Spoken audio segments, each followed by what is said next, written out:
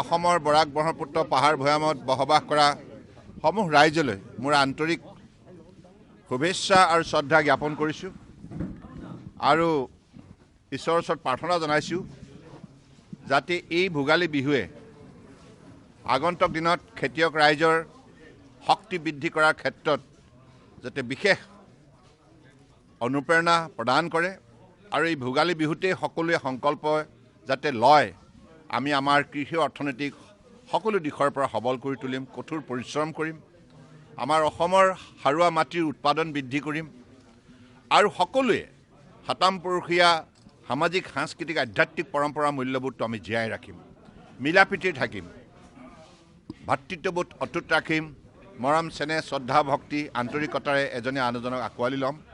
কাৰণ অসম এখন মনোমোহা ৰাজ্য। এই ৰাজ্যৰ কৃষ্টি সংস্কৃতিৰ সৌন্দৰ্য আজি পৃথিৱীয়ে প্ৰত্যক্ষ কৰিছে আৰু এই সৌন্দৰ্য দেখি আজি পৃথিৱীৰ বিভিন্নগৰাকী ব্যক্তিয়ে উচ্চস্বৰে অসমক প্ৰশংসা কৰিছে। আজি অসম তথা উত্তৰ পূৰ্বাঞ্চল পৃথিৱীৰ আকৰ্ষণীয় কেন্দ্ৰবিন্দু হৈ উঠিছে।